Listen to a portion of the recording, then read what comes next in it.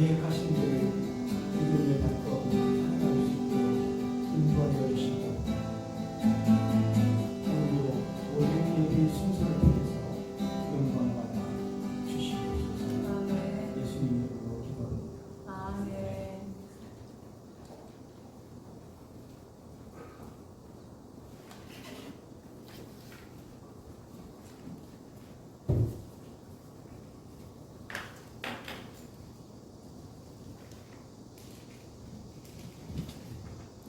찬송가 43장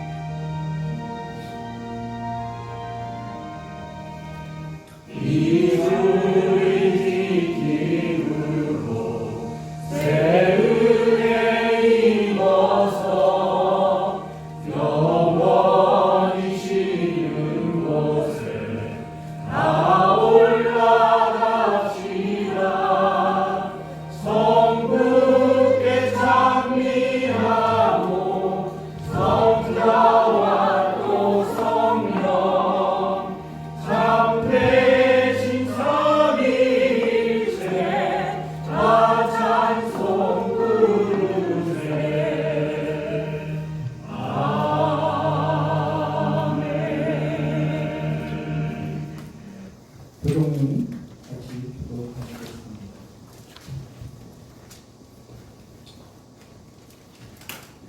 여호와여 주께서 나를 살펴보셨으므로 나를 아시나이다. 주께서 내가 알고 이름을 아시고 멀리서도 나의 생각을 알게 하시오며 나의 모든 길과 내가 눕는 것을 살펴보셨으므로 나의 모든 행위를 깊이 아시오니 여호와여 내 거짓말을 알지 못하시고 하나도 할 것입니다. 내가 주의 영을 떠나 어디로 가며 주의 앞에서 어디로 피하리이까. 내가 하늘에 올라갈지라도 계시며 서울에 내려갈지라도 계시니라. 내가 새벽 날개를 지며 바다 끝에 가서 거주할지라도 거기서도 주의 손이 나를 인도하시며 주의 오른손이 나를 이끄시리라. 하나님이여 나를 살피사 내 마음을 하시며 나를 시험하사 내 뜻을 하옵소서. 내 나쁜 이가 나오시고 나를 영원한 길로 인도하소서. 아멘.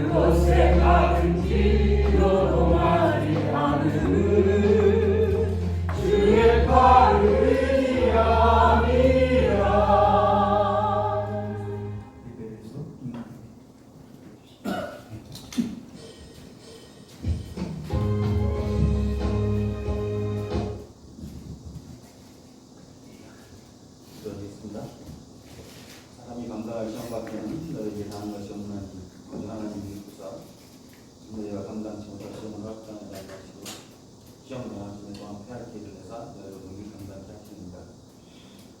하나님 아버지 은혜를 감사를 드립니다. 참 한 호흡도 한 걸음도 한 시간도 어찌할 수 없는 저희 인간인데 저희가 다 할 수 있는 것처럼 교만하게 우리가 다 할 수 있는 것처럼 살아왔으면 이 시간에 자백합니다. 참 교만하고 참 마치 다 아는 것처럼 살아왔었는데 하나님께서 또 주님으로 이 땅에 오셔서 제 삶 가운데 찾아주셔서 구원해주시고 이 땅에 가장 소중한 것이 무엇이며 또 원하는 것이 있음을 알려주시고 감사를 드립니다. 오늘도 참 이 자리를 생각해 봅니다.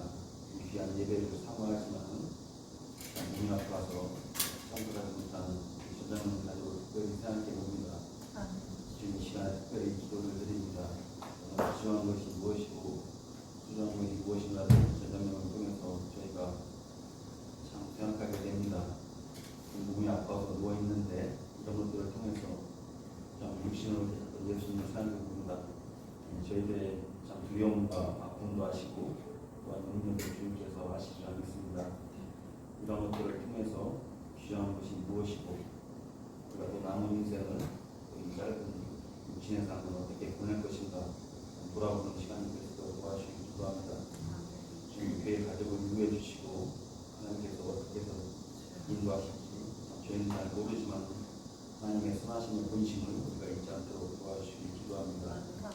이제 김밥교회가 참 나섰는데 이러한 일들이 일어날 때마다 참 초대교회를 생각하고 또 수대만에 이런 아픔들을 생각하고 또 이러한 모습들을 볼 때마다 하나님 인도하심이 신명막측함을 보게 됩니다.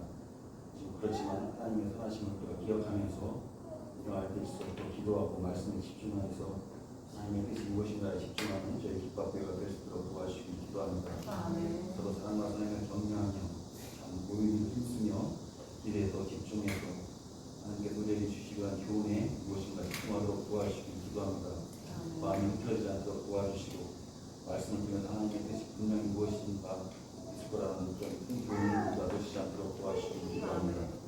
특별히 사모님의 마음을 굳건히 잡아주시고 심수가 견고하게 유지될 수 있도록 도와주시기 기도합니다. 이제 예배 후에 우리 한번 찾아뵙기를 원하는데 주님께서 많은 기회 도움을 주시고 이 김밥교회를 통해서 저에게 주신 목적을 우리가 잃지 않도록 도와주시기 기도합니다. 오늘도 또한 특별히 말씀을 듣기를 원합니다. 제가 수많은 말씀을 보고 말씀을 듣지만 삶의 변화들이 더디고 또한 우리가 참 삶에서 이러한 일들이 날마다 참 이렇게 변화가 더디는 것들을 보게 됩니다.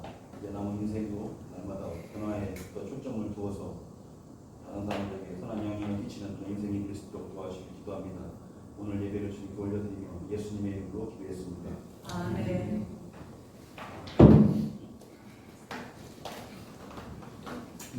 하나님 말씀 갈라디아서 4장 12절부터 15절하고 19절입니다. 이것이 부족할 때 마지막까지 같이 읽겠습니다. 형제들아 내가 너희와 같이 되었은즉 너희도 나와 같이 되기를 구하노라. 너희가 내게 해롭게 하지 아니하였느니라. 내가 처음에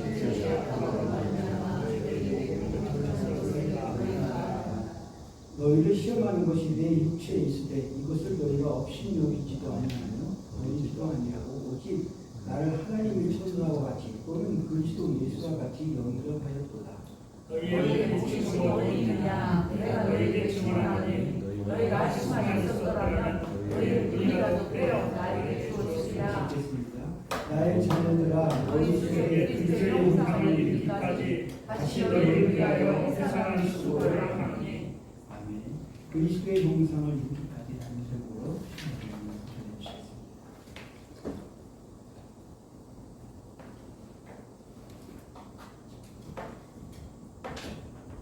PT를 받겠습니다. 니키 PT는 내가 할게. 조금 쉬세요. 우리 니키 한국어가 금방 늘어와요. 내가 한국어만 배웠어.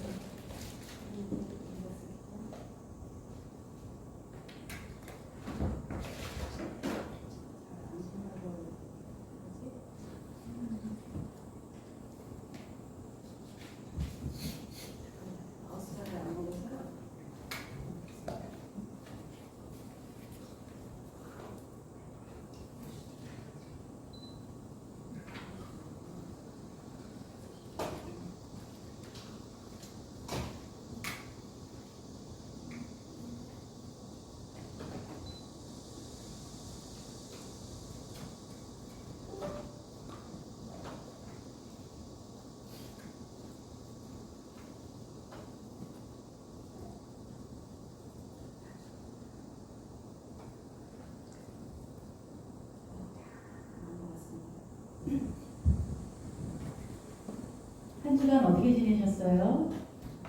날씨가 더워도 너무 덥지요? 제가 10몇 년 전에 베트남 갔을 때 그 날씨를 요즘 느끼고 있습니다. 갈수록 이제 우리나라도 그런 기후가 되는 것 같습니다. 자, 요즘 여러분들의 삶의 이슈는 무엇인가요? 뭐가 여러분들의 관심을 가장, 주의를 가장 끌고 있나요? 아마도 세상은 이럴 것 같습니다. 지금 한참 파리 올림픽이 진행 중이죠. 7월 26일 금요일부터 시작해서 지금 한참 이제 일주일 정도 남은 것 같습니다. 저도 사실은 어제 너무 피곤하고 설교 준비 열심히 해야 되는데 머리도 아프고 그래서 올림픽 경기를 많이 봤습니다. 어제 양궁 8강 16강부터 8강 4강까지 봤고요. 안세영 선수 배드민턴도 봤고요. 볼 때 어떤가요? 정말 승리한 그 선수들의 어떤 기쁨도 같이 느낄 수 있고 또 너무 아쉽게 탈락한 또 패배한 그런 선수들의 그 안타까움, 그 아픔도 느껴지기도 합니다. 며칠 전에 우연히 또 TV 틀었는데 그 신유빈 선수가 8강전 하는 걸 봤어요. 근데 제가 보기 시작한 건 딱 4번째 게임부터였습니다. 근데 3게임까지 다 이겼더라고요. 그러니까 3대 0이었어요. 하나만 이기면 이제 4강으로 넘어가는 건데 제가 보기 시작한 그때부터 3게임을 내리지는 거예요. 내리지는데 완전히 정말 점수 핑퐁이에요. 하나 줬다 하나 나갔다. 근데 제가 편안한 마음으로 볼 수가 없어요. 이 너무 스트레스가 돼요. 저 선수보다 덜하겠지만 이 보는 저도 막 가슴이 너무 막 쿵쾅쿵쾅하고 스트레스가 돼서 이 스트레스더라고요. 오히려 저한테는 그 긴장감과 그 힘든 것들이. 그래서 마지막 게임은 아예 보질 않았습니다. 내가 왜 이렇게 스트레스를 받으면서 이걸 봐야 돼? 그래서 보지 않았는데 나중에 결과를 보니 13대 11로 이제 이겨서 4강까지 올라갔었습니다. 안타깝게 4강에서는 또 승리를 하지 못했습니다. 여러분 왜 그럴까요? 신유빈 선수가 뭐 저하고 뭐 어떤 관계가 있는 것도 아닌데 그런데도 제가 그렇게 마음이 쫄리고 막 그렇게 긴장되고 하는 건 뭔가 관련이 있기 때문이죠. 한국인이라는 거, 우리나라 대표 선수라는 그 한 가지 고리 때문에 제가 그렇게 정말 가슴 졸이면서 그 경기를 봤던 기억이 있습니다. 그렇습니다. 내가 관계가 있는 사람들에게는 무심할 수가 없어요. 그렇죠? 남의 일이라고 생각하면 이기든지 지든지 뭘 하든지 아무 상관없어요. 금메달을 따든지 동메달을 따든지 나하고 조금 연관이 있으면 그게 마치 내 일처럼 그렇게 되는 것 같습니다. 근데 요즘은 또 이렇게 젊은이들은 이렇게 한대요. 우리 삼질 세대라고 해서 이걸 즐긴다고 합니다. 땀 흘리는 과정도 즐기고 숨 막히는 경쟁도 즐기고 결과까지 즐긴다. 우린 삼질 세대다 뭐 이렇게 말도 하는데 글쎄요. 진짜 그럴까요? 잘 모르겠습니다. 즐길 수만은 없는 것이 경쟁이고 경기인 것 같습니다. 누군가는 이겨야 되고 이기는 사람이 있다면 지는 사람이 있는 것 그게 바로 경쟁의 그런 세계이고 또 스포츠이기도 합니다. 오늘 우리가 읽은 말씀에서 우리는 바울의 이런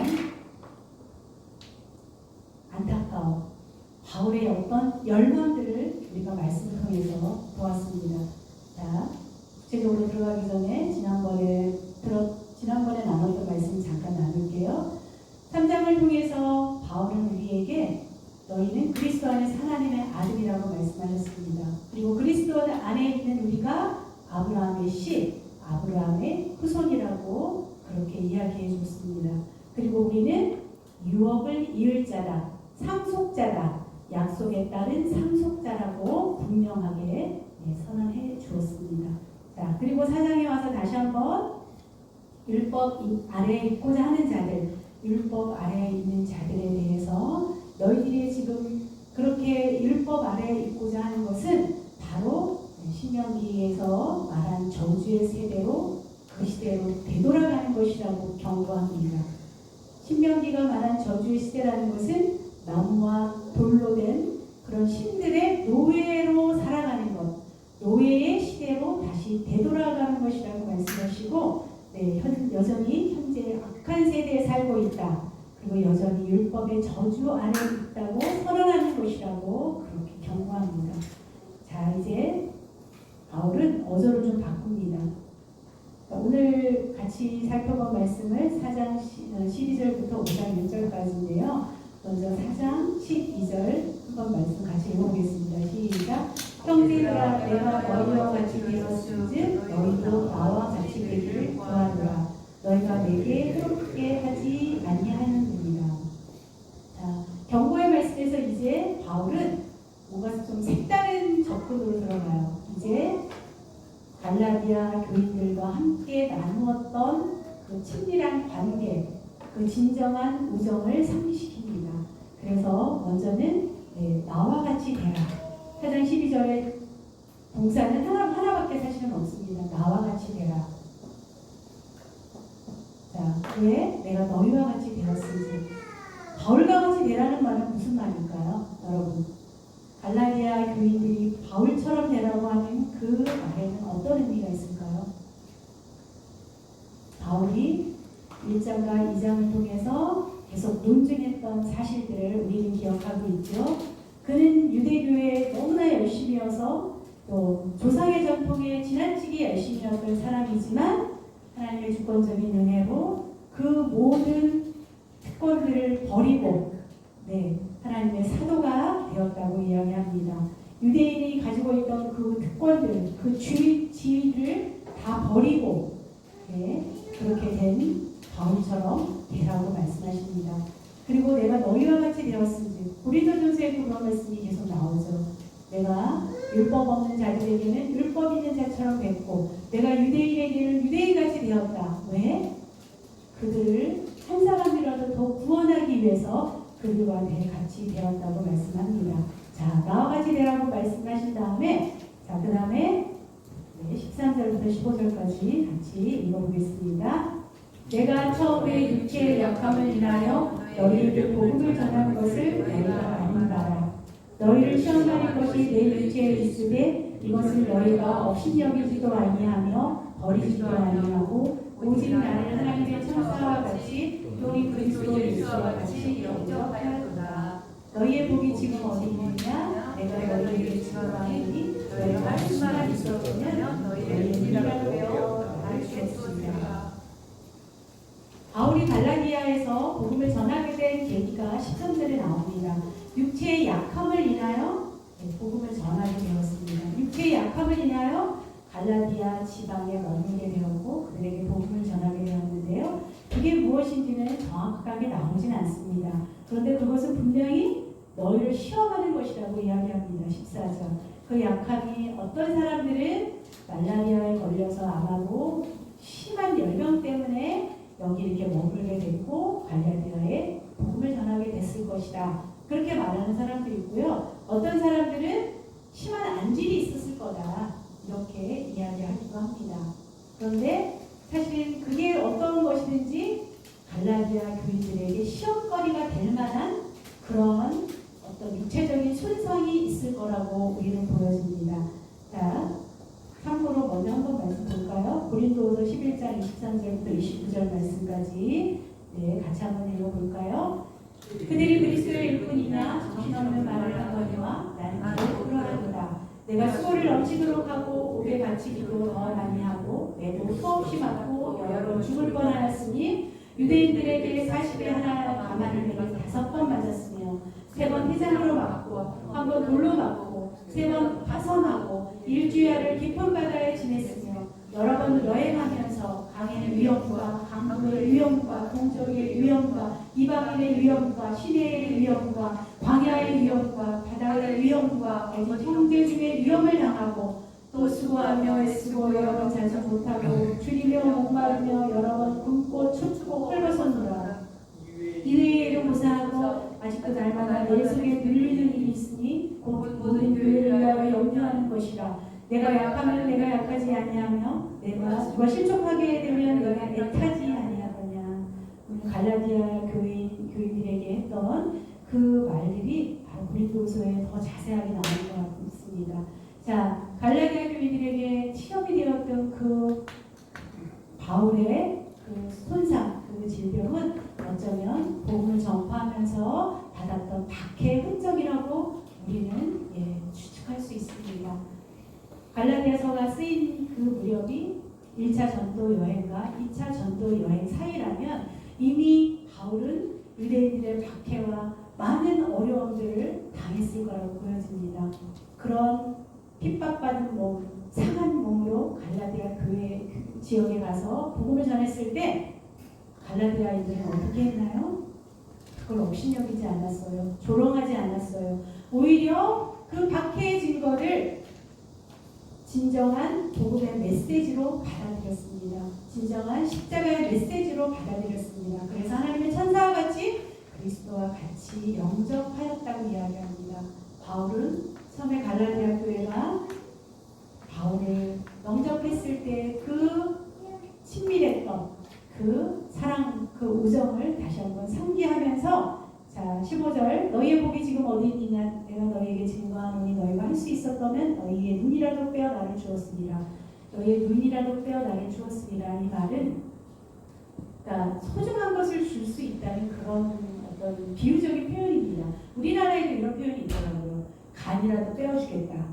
정말 친한 사이에 내가 정말 소중한 것들을 아낌없이 줄 수 있는 그런 관계였다 라는 것을 이야기합니다. 너희의 복이 지금 어디 있냐? 갈라디아 교인들이 바울을 축복했고 그리고 정말 그 바울을 위해서 무엇라도 해줄 수 있을 만큼 그렇게 친밀하고 그렇게 정말 진정한 우정의 관계를 형성했었다는 것을 바울은 지금 이야기하면서 지금 갈라디아 교회가 자리하고 있는 그 자리를 보라고 이야기합니다. 자, 그런데 4장 16절 같이 읽어볼까요? 그런즉 내가 너희에 대해 너희의 참된 말을 함으로 원수가 되었느냐?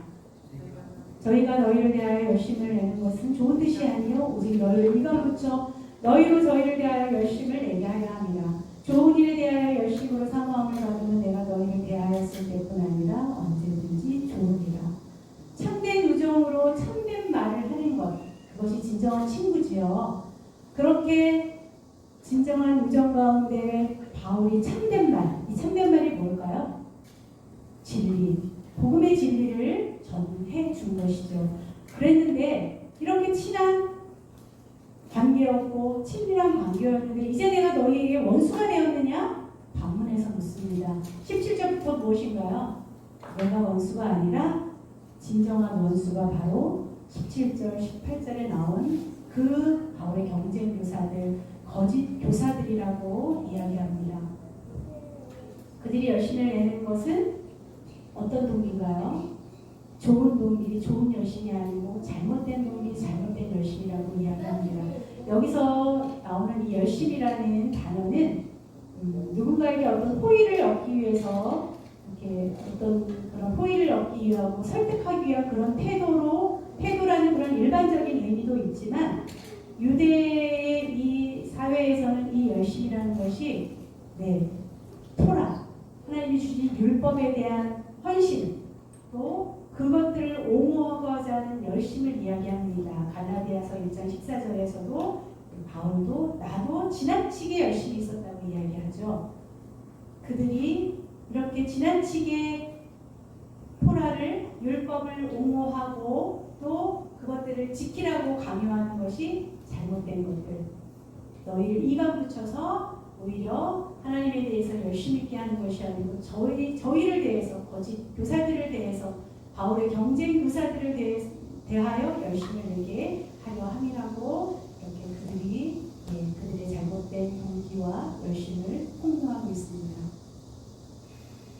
그리고 다시 한번 또 바울은 갈라디아 교인들에 대한 그의 애절한 마음, 애타는 마음을 전합니다. 같이 읽어볼까요? 나의 자녀들아 너희 속에 그리스도의 형상을 이루기까지 다시 너희를 위하여 해산하는 수고를 하노니 내가 이제라도 너희와 함께 있어 내 음성을 받아야 함은 너희를 위하여 의심이 있습니다. 자, 진정한 친구에서 이제 자녀, 나의 자녀들아 더 가까운 가족의 관계로 표현을 합니다. 그리스도의 형상이 이루어지기까지 해산하는 수고를 한다. 해산하는 수고라는 그 의미에는 단순히 출산의 어떤 고통과 그 수고만을 의미하지는 않습니다. 엄마 뱃속에서 태아가 잘 만들어주고 잘 형성돼서 건강하게 출산할 때까지의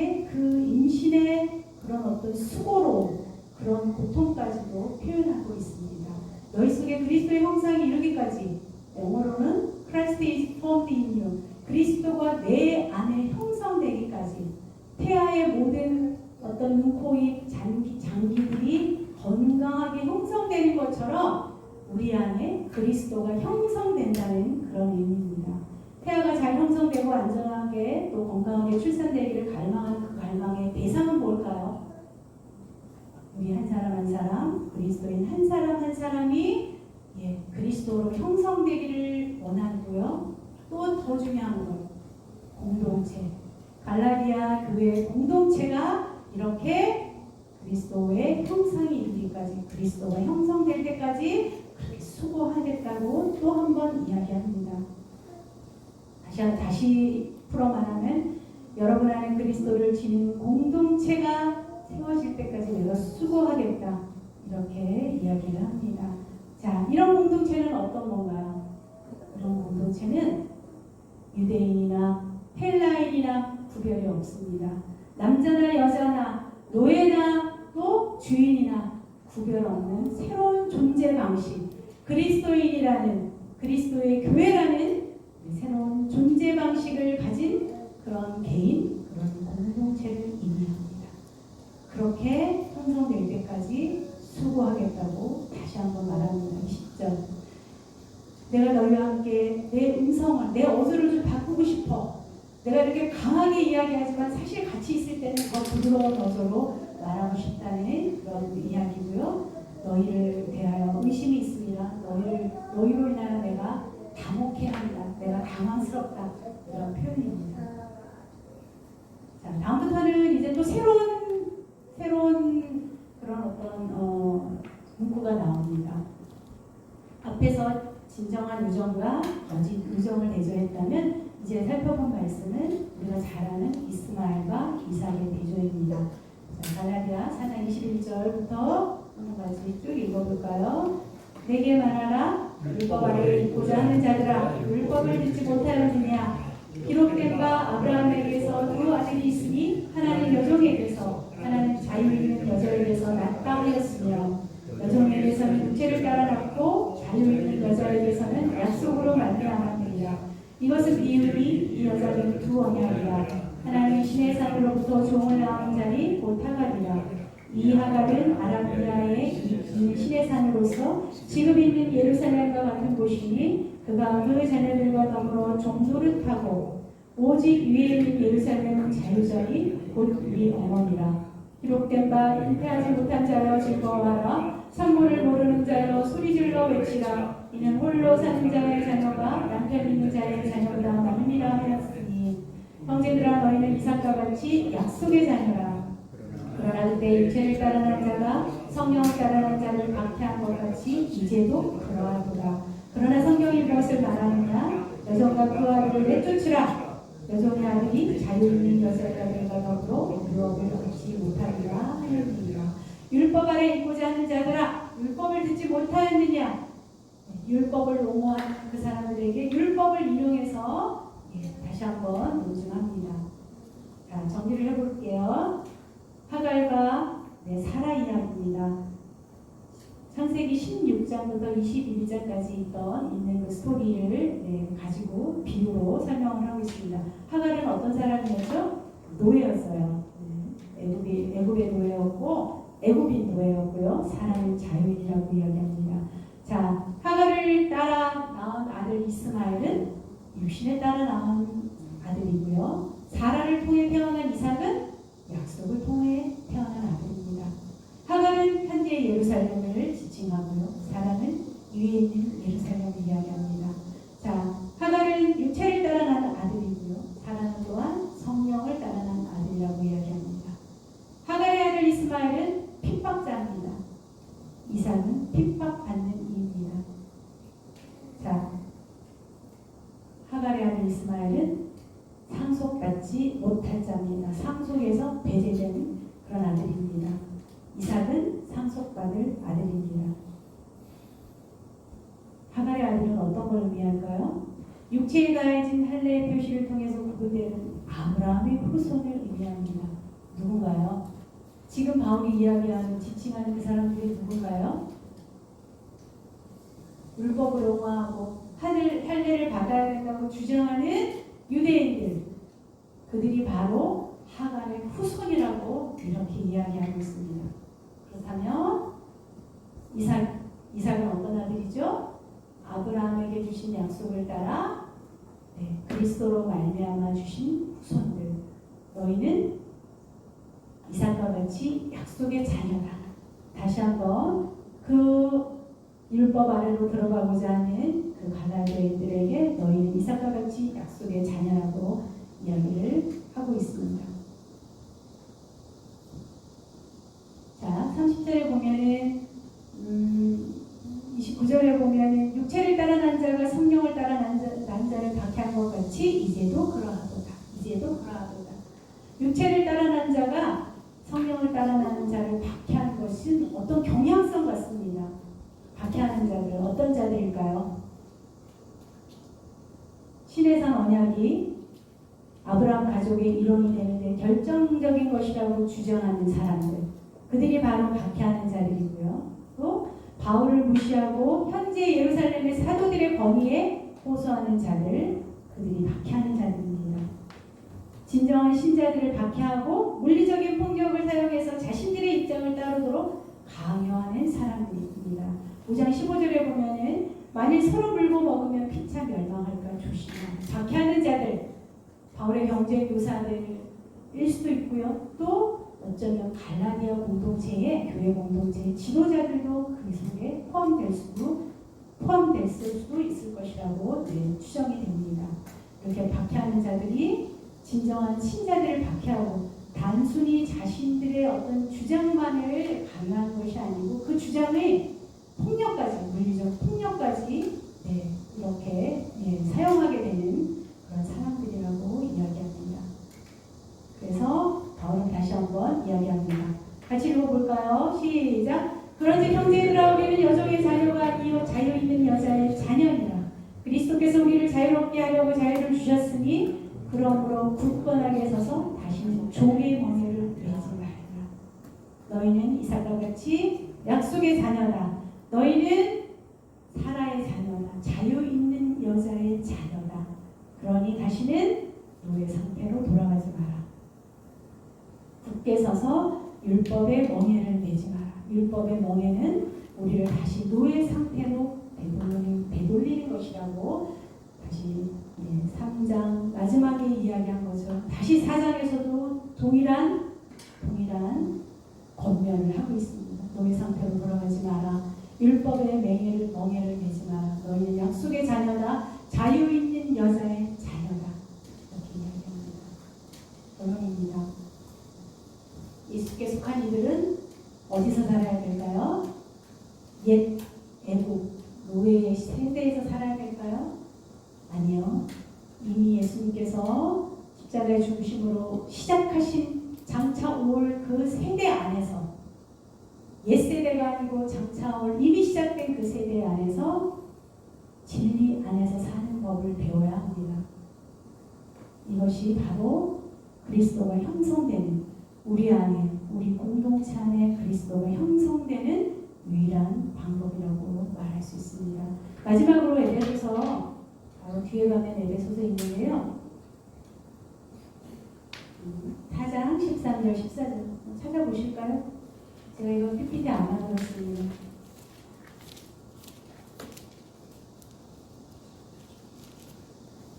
에베소서 4장 13절 14절 다 찾으셨을까요?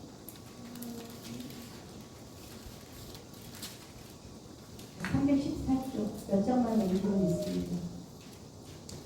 자, 한 목소리를 읽겠습니다.